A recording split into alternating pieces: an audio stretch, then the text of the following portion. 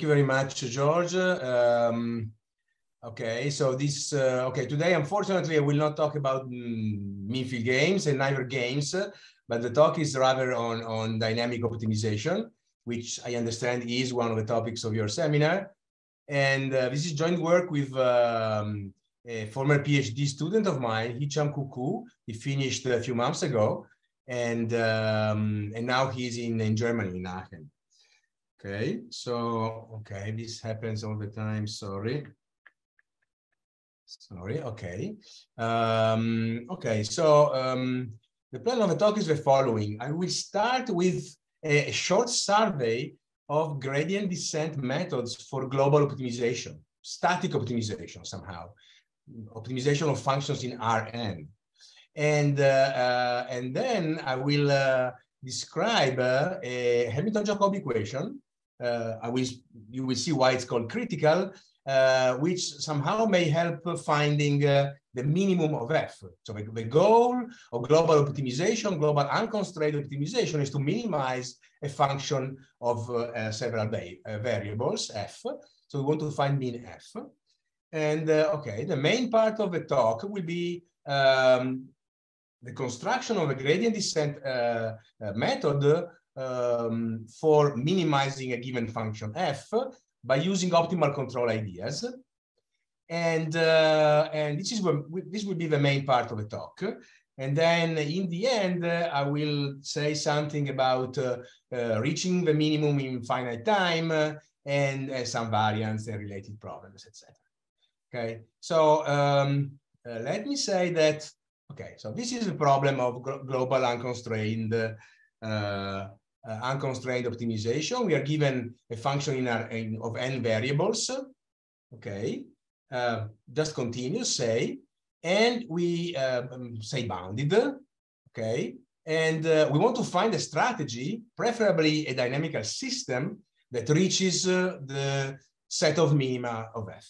Okay, so this problem is very classical. Okay, you teach it probably second year student, the basics, but the interest for this problem increased considerably in the last few years because it appears in deep learning for neural networks.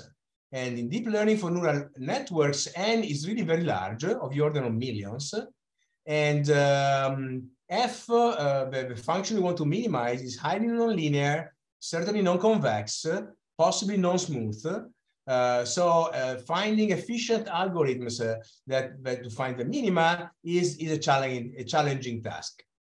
Okay, so the problems that the people want to solve here are, for instance, recognizing images. Okay, distinguishing a dog from a cat and training a neural network to do this job.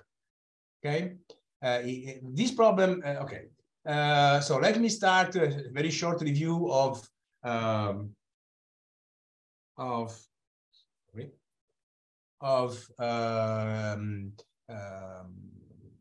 gradient descent methods.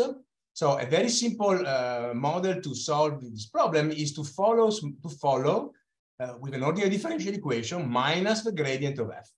Okay, and hopefully as t goes to infinity, this tends to something interesting. Unfortunately, if a function is convex, then the trajectories go to global minima, but otherwise they converge only to local minima or even to saddle points if you are unlucky with initial condition. Okay, so another classical variant of it is stochastic gradient descent. Okay, what happens here? We have the same minus gradient f as before, okay, but we add a epsilon Brownian motion, okay, and what's the idea? The idea is that for you, in part, you follow minus gradient f, so you exploit the information you have on your data, but you also want to try to look for better minima, and therefore you go around randomly exploring the landscape. Okay, so another variant of this is simulated annealing, where instead we have a function of time multiplying the Brownian motion, and which goes to 0 appropriately as time goes to infinity. These are three classical methods. Let me talk about a much more recent method, which is called entropic gradient descent. Okay, this was introduced in a paper 3 years ago by a bunch of authors, including Yann LeCun and Soatto, and there are several. Some of the names are important. Chaudhary, I believe, is a young student or postdoc. Okay, so what do? They replace here in the gradient descent. They replace the loss function little f with this function capital F. And who is this function capital F? Okay, you see here we have a convolution of two exponentials. The exponential on the left is just the Gaussian kernel. And the exponential on the right is the Gibbs distribution associated to the loss function. So you make this convolution, and then you take the log, okay? So for sure, this makes a capital F smooth, so it makes sense to compute the gradient, okay? And so what is called entropic gradient descent is to follow this vector field, okay? And what's the nice aspect of this method?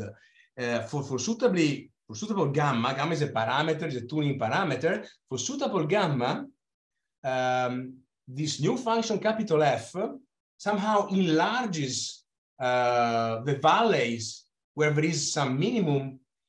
So somehow it helps you to find robust minima. Robust minima are minima that lie in a wide valley, whereas non-robust minima are minima that are in a sharp, narrow valley.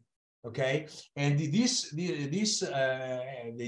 the entropy pushes the trajectories towards the more interesting minima that are robust minima, those in wide valleys.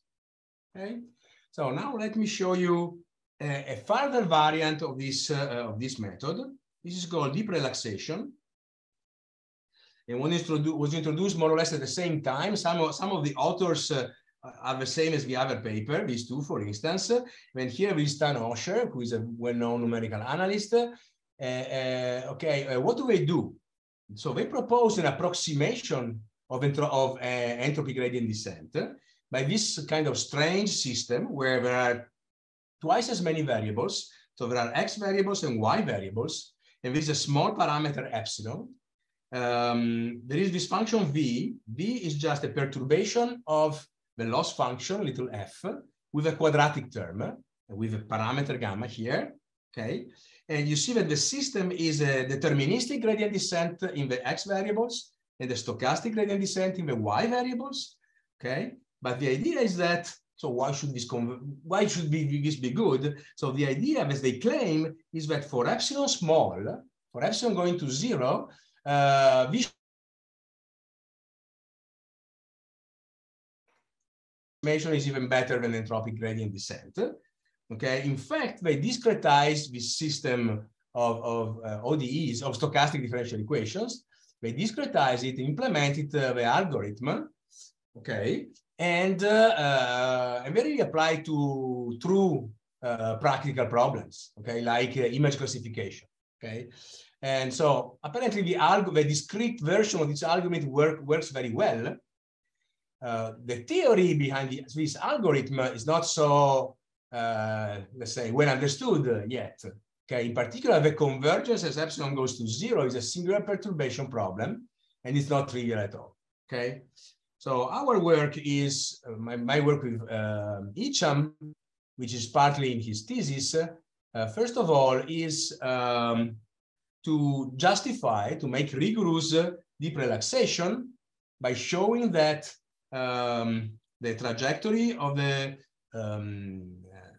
system with epsilon, the big system in y and x variables, the trajectories converge to the trajectories of the entropic gradient descent. So this somehow justifies what Osher, Chaudhary, Soatto, etc., are doing in their paper. Okay, so apparently in the literature of deep learning there is a need of it's very successful from a practical point of view, but not always. We don't always know why. Okay, so apparently they like to get rigorous explanation of what they do, and we provide one possible explanation here. Okay, but I will not say much more about this in the sequel. This was just an introduction. So my goal today will be a different problem. So in the previous algorithms, it's not obvious to prove that, except in the convex case, the trajectories of gradient descent actually converge to minima. Okay, practically they see that they do, but a proof of this is not in most cases is not available. Okay, so our goal today for a non-convex F with low regularity is to construct a different function V, which is not too bad, it's Lipschitz, okay, such that the gradient descent of this new function V converge to the minima of F as t goes to infinity from all starting points, okay? And we will give a rigorous proof of this for a suitable function V, which I have to tell you who it is, okay? And we do this by methods of control theory and partial differential equations. In fact, the partial differential equations that come into play are Hamilton-Jacobi equations. So there is no surprise that they are in one-to-one correspondence with control problems, with deterministic control problems. Okay? Okay, so this is our goal today. Build a function V such that its gradient descent goes to the minima of a given function F. Okay, so so here starts the real description of a paper. So this is the definition. If you have a Hamiltonian continuous in position and moment, this problem is called critical Hamilton-Jacobi equation. It is somehow classical. Find a constant C such that the equation f(a)h of x dv equals c has a solution. Okay, this is classical in analytical mechanics. You find it in lecture 3 of the course in analytical mechanics on Hamiltonian systems. Okay, if you find classical solution, you can build canonical transformations, and it's really a classical tool. But typically, such a function V solving the critical equation does not exist, not in the classical sense at least. Okay, so okay, in terminology, the constant C is called the critical value of a Hamiltonian if you find it. Okay, if it exists. Okay, so theorems saying that this critical equation have a viscosity solutions are called weak KEM theory. I will not tell you why. KEM means Kolmogorov-Aldor-Moser. It's a sophisticated theory in Hamiltonian systems. It's just a name for us today. Okay, so don't worry. Okay, so what we consider is the most simple Hamiltonian from classical that arises also in classical mechanics. So here you have your function f, which is a function we want to minimize. Okay, and here we have a gradient of p square, gradient of v square. Okay, a moment square.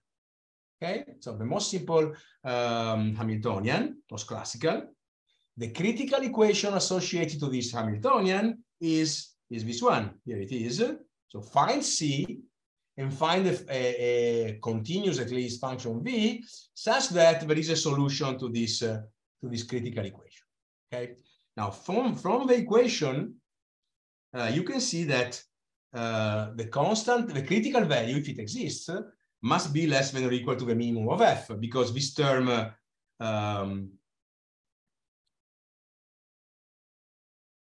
is positive. Okay, so C is certainly less than or equal to the minimum of f. Okay, now the question we want to answer is, okay, is the minimum of f a critical value? And if so, can this help to compute it, to find it? Okay, and then construct and approximate at the same time the solution of a critical equation, so the minimum of f and also a function v. Okay, by methods of PDEs and optimal control. Okay, And hopefully this can be useful to invent new algorithms for global optimization. Okay, at least theoretically. Okay, so the question is mean f a critical value? So okay, this is well known in some cases. If for instance, if f is periodic, which is not our case. Also for some functions in all Rn, under assumption, I don't want to go through all these references, but it's no under assumption that we don't like too much. So we reprove it for under this set of assumptions that C is merely continuous and bounded, and that the loss function f has a minimum. So somehow we assume that there is a minimum that we are looking for. Okay, but especially we don't want to make any conditions that we do not want to impose conditions at infinity. Okay, on the loss function f. Okay. Okay. So this is the problem. I will rewrite it later. Let me say. So our problem is to solve the critical equation, find B and C. Okay. We will do with ideas that are reminiscent of ergodic control. So you don't have to know what ergodic control is, don't worry. But somehow ergodic control suggests to solve the critical equation by two methods. One is the small discount limit, which, as you will see, has a control interpretation. It's a very simple, very natural approximation. And another way to solve the critical equations is by long-time asymptotics in a Hamilton-Jacobi equation. Okay, I will reformulate these two limits as control problems, as limits in deterministic control. So they will be very, very clear and understandable. Okay. Okay. So the crucial point in these results is to have a function defined on all Rn, so no compactness of a state space. Okay, so for some results, somehow at some point we will get better results if the loss function is a bit better, and in particular globally Lipschitz and semi-concave. As I said, we would like to have minimal regularity assumptions on F, but okay. So we do as much, we do what we can, but and at some point to improve the results, we will assume this more regularity, but never a smoothness. Okay, on F. Okay, now here is how to find the critical value via vanishing discount. So the goal, our goal is to solve this critical equation. Find a constant C, hopefully. C should be the minimum of F, and a function V, which solves this equation. The datum is F. The datum is the loss function F. Okay. Okay. So the first approximation by small discount is this one. So you take the same equation, but now we replace the constant by lambda times the solution U. Okay, so you have lambda u gradient of u square equal f of x. Okay, so now we have a first order equation, Hamilton-Jacobi type with zero order terms. Okay, now this equation is nice because it has a optimal control interpretation. Okay, so u lambda is the value function, the solution of this equation. Is the value function of an infinite horizon optimal control problem. This is a very classical fact on deterministic optimal control. Okay, so the u lambda is the infimum of an horizon over an infinite interval of a discounted cost. Okay, and the cost is the loss function f along trajectories. And something you pay, a price you pay for the control. Okay, you pay proportionally to the square of the control. Okay, and the dynamics is just you control velocity. A very simple dynamical system. You control velocity, pay for the square of the velocity, and you want to minimize this cost function. Okay. Okay, so the equation E lambda has a solution with an interpretation. Now, our first main theorem is that lambda u lambda, so u lambda goes to infinity in general, but if you multiply by lambda that goes to 0, then this 0 times infinity form converges to the minimum of f. Okay, so you can see this as a way to approximate the minimum of f. Maybe complicated, but maybe interesting in some cases. Moreover, if you now divide minimum of f by lambda, this goes to plus infinity. But then you put a minus inside and subtract and add with u lambda, and then this plus minus infinity form converges to v, the solution of a critical equation. Okay, so letting lambda goes to 0 in this way, in the previous approximation, okay, we find the pair mean f and v, constant and function, that solve the critical equation.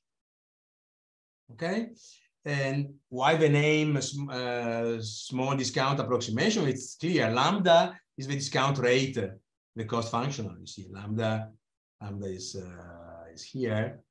Okay, so it's the discount factor. So it has a control theoretic interpretation.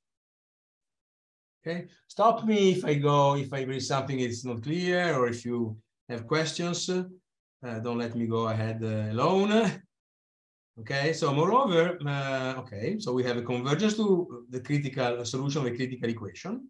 Moreover, the solution V is non-negative and 0 on M, where M is the argmin of a loss function. Okay, it is also a unique viscosity solution. Okay, and another nice property that we prove is that if F is Lipschitz and semi-concave, so a little better, the loss function a little more regular, then we have also a convergence of a gradient of u lambda to the gradient of v. So why do we care about the gradient? Okay, because eventually we want to write a gradient descent algorithm. Okay, so it's nice to know that when there is convergence, we are approximating v with u lambda, and it's nice to know that the gradient of u lambda converges to gradient v. Okay. I have a question. How restrictive is this assumption of f being semi-concave? How? Say again. How restrictive is the assumption of f being semi-concave? It's less than C2. Okay. Basically, okay, semi-concavity, I defined it before, I hope. It implies local Lipschitz continuity. Okay, we're actually assuming local Lipschitz. Okay, one way to view semi-concavity is the following. A function is semi-concave is if by subtracting a big parabola, you make it concave. Okay. Okay. This is so, or basically almost everywhere second derivative is bounded from above. So it's restrictive. Okay, but a function which has many local minima, would it satisfy this assumption? A function which has many local optima solution. Yeah. Mm-hmm. And suppose one global optimum solution. Mm-hmm. Can these kind of functions satisfy this kind of an assumption? Well, two things are not are not directly connected. I mean, this is a regularity, a smoothness, but not too much condition on f. So the number of minima is another issue. Okay. Number of minima has to do with the zeros of a gradient, which is something different. Okay. Okay.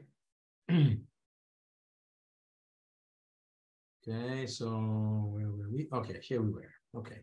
Now, let me, okay, I don't want to enter into the outline of a proof. The proof is done by partial differential equations method. There are estimates, so I don't want to enter into this. Let me just say that this is interesting for proving convergence of a gradient, we show that when f is Lipschitz and semi-concave, okay, there is this uniform bound on the second derivatives of u lambda, and therefore the limit v is semi-concave. Okay, we will use this later, and that's why I pointed out to you. I don't want to do the proof of this theory. Okay, but the fact that a better f leads to a better solution v is something we will need also later. Okay. Okay, so let me skip the proof. Okay, now another way to solve the critical equation is the following. So again, the goal is to solve the critical equation as before. Okay, so instead of considering a small discount problem, we consider a evolutive Hamilton-Jacobi equation. So here you have partial derivative in time. Okay. So basically the same Hamiltonian, but now you have a derivative in time of u, and you must put an initial condition. Let's take the simplest possible 0. Okay. Then the solution of this evolutive Hamilton-Jacobi equation is itself the value function of a control problem. Okay. But now this is a finite horizon control problem. Okay. The cost function is the same. There is no discount, and instead there is a finite horizon of integration. Velocity is still the control. Okay, so we look at this equation or this control problem as you prefer. Okay, so under the same assumptions as before, okay, u in general goes to infinity, but if you divide it by t, u risk k divided by t converges to the minimum of f. This is another approximation of a minimum of f. And if instead you take u and subtract t minus the minimum, so it is a plus infinity minus infinity form, this converges to v of x. Okay, and v of x is the solution of a critical equation. Okay, and again, who is v? V is the unique solution of a critical equation, non-negative, and 0 on the R mean of the loss function. Okay, and again, if f is a bit smoother, Lip and semi-concave, there is the convergence of the gradient. Okay, so here I put this remark explicit. We emphasize that the convergence of a gradient because eventually we would like to have approximate gradient descent algorithms. So for that, having the convergence of a gradient is useful to know. Okay, so I don't enter into the proof of this. It's similar to the previous one. It's not very difficult. Okay, so so now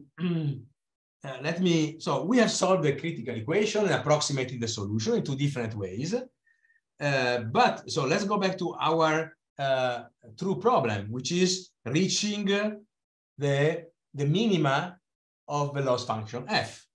Okay, so given f in an empty set of minima, remember our goal was to find a dynamical system to reach m.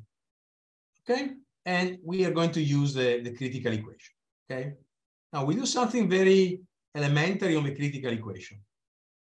Okay, take mean f and bring it to the right hand side. Okay, multiply by 2 and take a square. Okay, so on the right hand side you have this function, a square root of twice f minus its minimum. Okay, and on the left hand side we have just the gradient of v. Okay, so if we do this elementary thing on v, we have a v solves this equation. Okay, and moreover we know that v is 0 on the set of minima of f. Okay, so this equation is famous. It's called Eikonal equation. It arises in geometric optics, for instance, in optimal control, in many problems. And this is a Dirichlet problem. We have the Eikonal equations on the complement of m on the set of minima of a loss function, and the 0 boundary condition on m. So this is a Dirichlet problem for a stationary Hamilton-Jacobi equation. We have very simple Hamiltonian. Okay, and it's called the Lagrangian. And the peculiarity in this case, why it's not already studied? Well, because L tends to 0. L, which is here it is, F minus the minimum. When X tends to the minima of F, L tends to 0. Okay, so the Lagrangian vanishes at the boundary of the open set. Okay, and in this case, the results are less well known than in other cases. Okay, so now we have rewritten our problem in this way, our PDE, our Hamilton-Jacobi PDE in this way. Again, we want a connection with control. Okay, and the solution, the unique this equation has a unique solution. The unique solution is itself a value function of a control problem. But now, the dynamics is the same. Okay, you control the velocity. Okay, but the cost function is different. You have a running cost, which is L, the Lagrangian, and you let the system run until you hit the boundary. So Tx is the first time the trajectory hits the boundary, which is the target, which is the set of minima of the loss function f. M is what we want to reach. Okay, and we have a Hamilton-Jacobi equation whose solution is a value function. Okay, involving the arrival time on the target M. Okay, so now we want, so if we have a Hamilton-Jacobi equation, control theory, what's the connection between them? The connection is, of course, dynamic programming, okay, and verification theorems. So from very classical verification theorems, if V is C1, okay, the argmax of a Hamiltonian, okay, this is a rough statement, but I guess most of you have seen this in courses. The argmax of a Hamiltonian defines an optimal feedback for the control problem. Okay, so in our case, what is the argmax of a Hamiltonian? A Hamiltonian is very easy, just the gradient. So the argmax is gradient V or minus gradient V, the normalized gradient of V. Okay, so the optimal trajectories should solve this gradient descent, actually normalized gradient descent. Okay, so V is the value function of a control problem, or if you prefer, it's a solution of an Eikonal equation.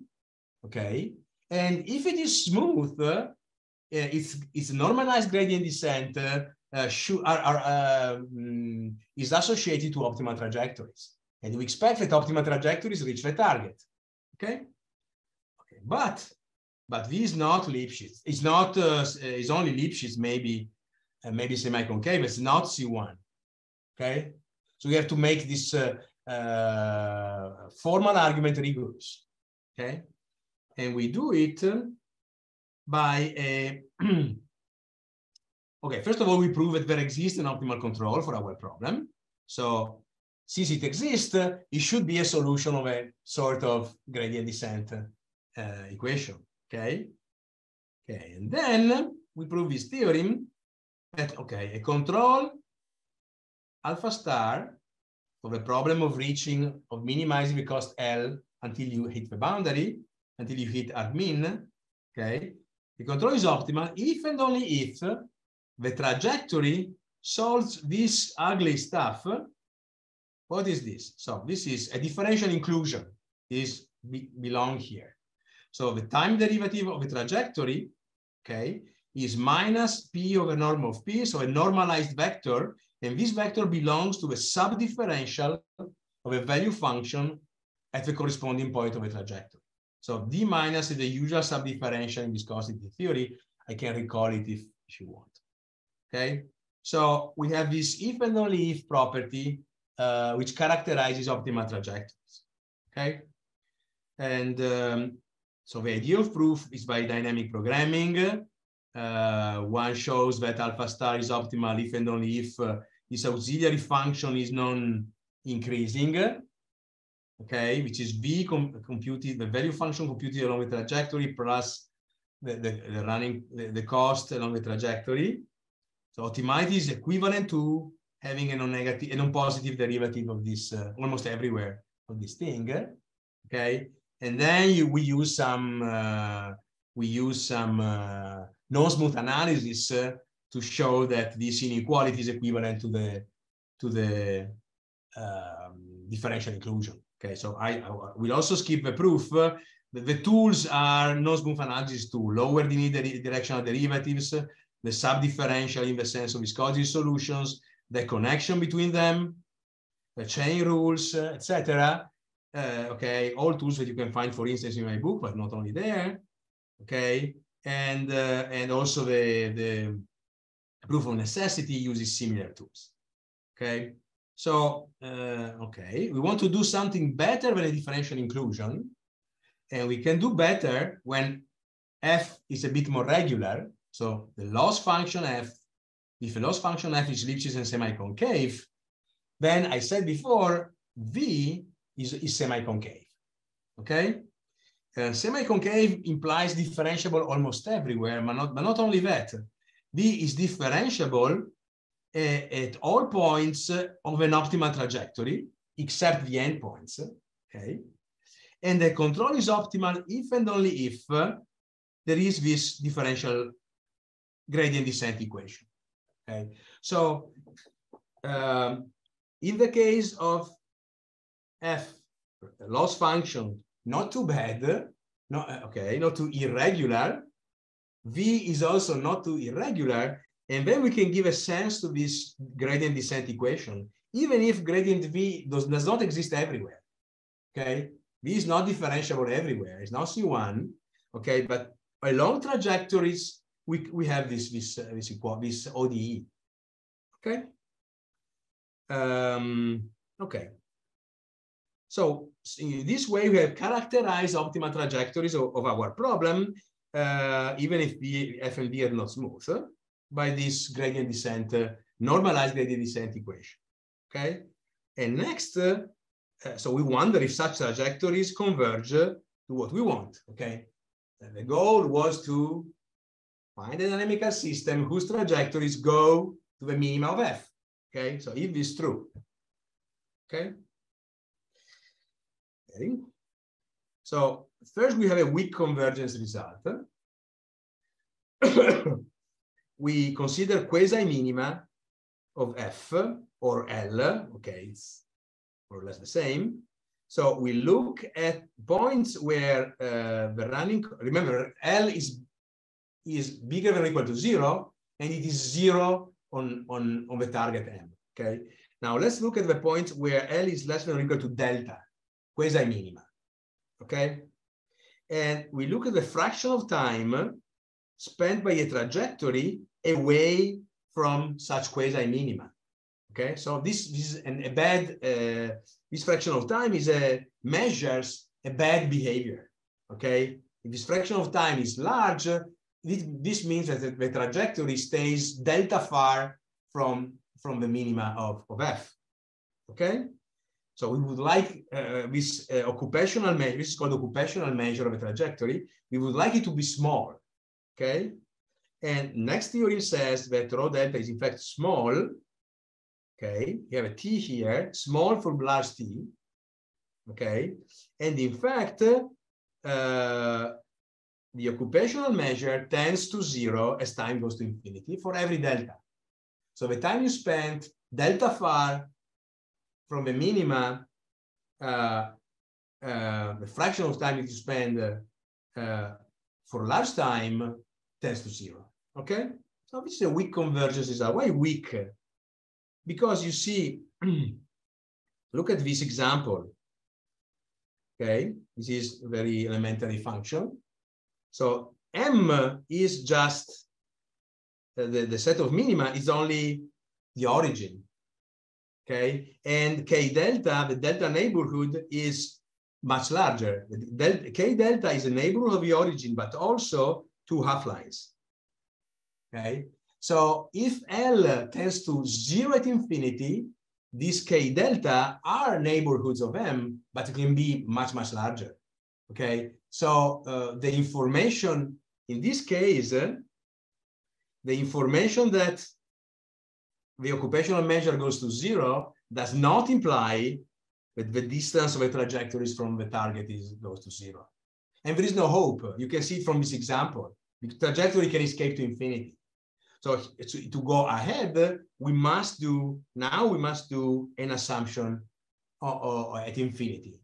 Okay, an assumption that saying that L or F, which is the two are equivalent somehow, do not vanish at infinity. Okay, so this is the next slide.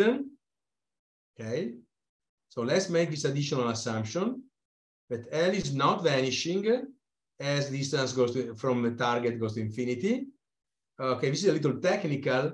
So let me show it before. When M is bounded, when M is bounded, it's much easier. Our assumption says that the limit of L is positive. So there is no sequence going to infinity where L tends to 0.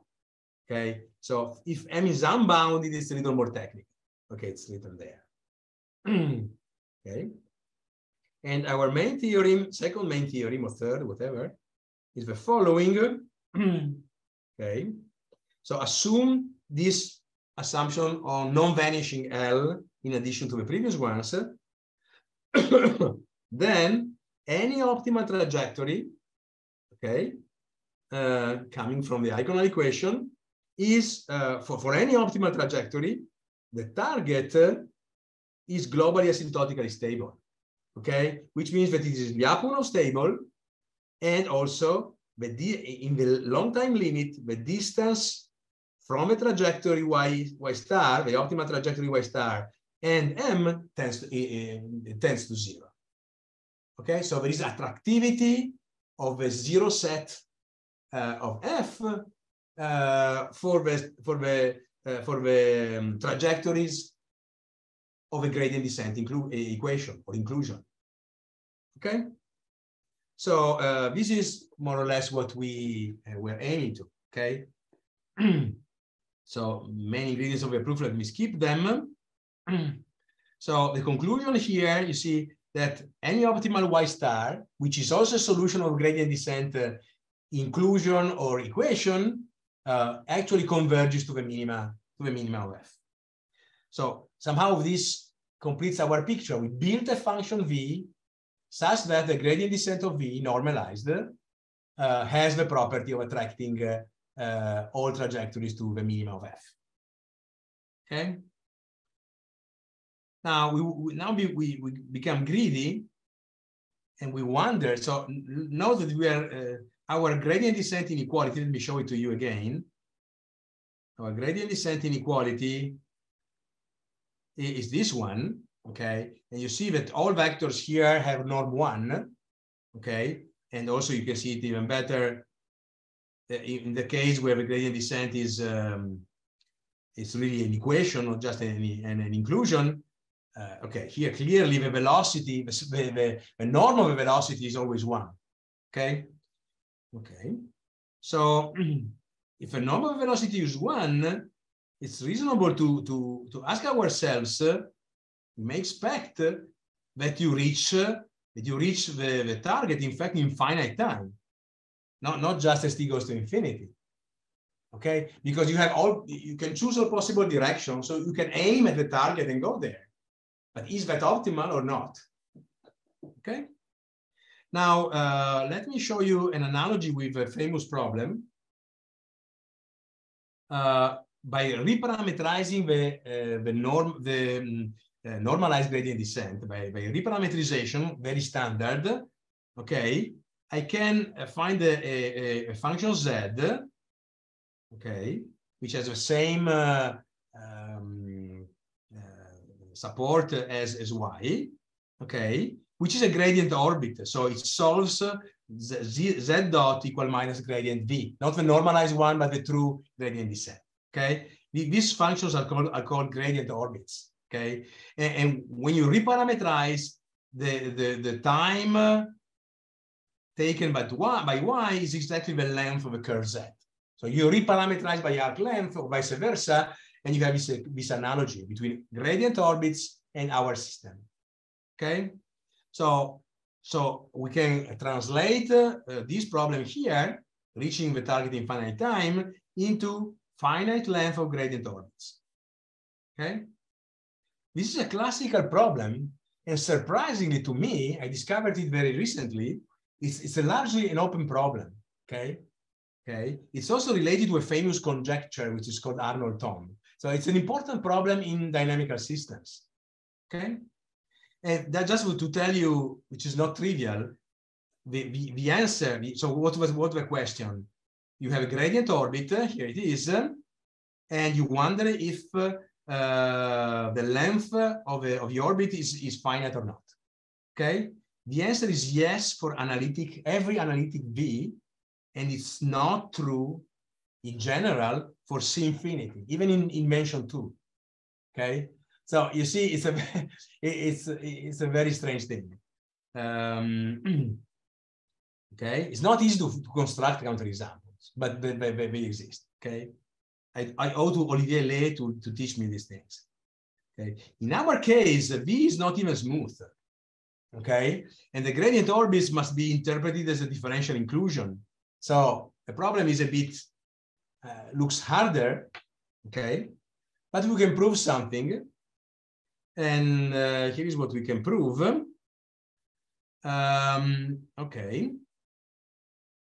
Okay, suppose that, we are in the good case, F Lipschitz and semi-concave, so not too irregular.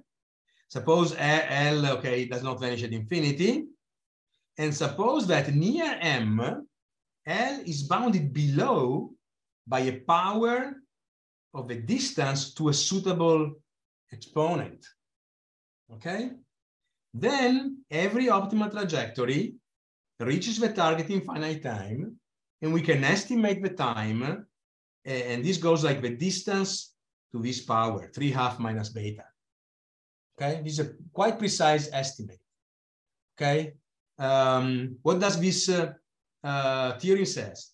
That if L is not too small near M, it may be it's more convenient to hit M. Okay, you choose, you aim to M and reach it in finite time instead of going around it. But it's not clear at all if without this lower bound, it's more convenient to spiral around it. Okay, let me say that in the proof, we compensate the poor regularity with the Eikonal equation. Okay, our V satisfies an Eikonal equation, and this uses information to prove a theory. Okay, and we don't know if a lower bound is really necessary. Okay, it's hard. We don't have a counterexample. Okay, and it's not easy to construct one, I believe. Okay, so this is the end of the main part of the talk. Let me say something about extensions and variants. I have 2 more minutes, I believe, 1.5. Okay, I never spoke about the stochastic gradient descent in this second part of the talk. Of course, we may be interested in stochastic gradient descent. So a third approximation of V can be by taking the same Hamilton-Jacobi equation as before, but now with a Laplacian, with an epsilon Laplacian of an unknown function u. Okay, so this is a variant of a previous small discount approximation. Okay, now the solution solves a stochastic, is a value function of a stochastic control problem.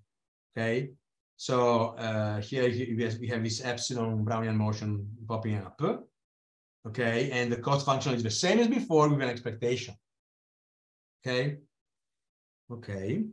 now we can let lambda go to 0 as before to take a small discount limit and get a critical equation, and where this capital U epsilon is a constant. Okay, so again, lambda U lambda converges to a constant, but this constant may depend on epsilon. Okay, and we don't know if it is the minimum of V or not.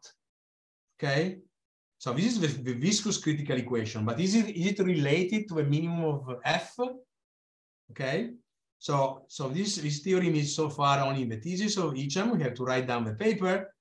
We can prove that in the small viscosity limit, so when the stochastic system becomes deterministic, there is consistency. The limit of a constant is the minimum of f. In other words, you can exchange the order of the limit lambda and epsilon, and you get the same result. So this says that,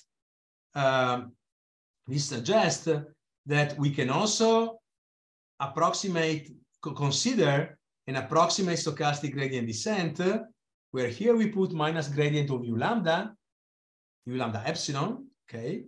And here you have Brownian motion, okay? And we expect in some sense, weaker than before, that these trajectories approach the target, okay? But not as well as before, okay? And my time is over, so let me just say that, okay, we don't claim at all to have some numerical applications, because solving numerically the critical equation has been done, but okay, not in a large dimension. Okay, so the critical equation, there are some good algorithms, very efficient, but in dimension, I don't know, 3, 4, something like that. Okay, so not millions, certainly not millions. Solving PDEs in dimension millions is totally unfeasible. So okay, so far our results have more a theoretical interest than an truly applied practical interest. Okay, so my time is over, so let me skip the last, or just show, but without insisting on the last slide. And so thanks for your attention. Thank you very much, Martino.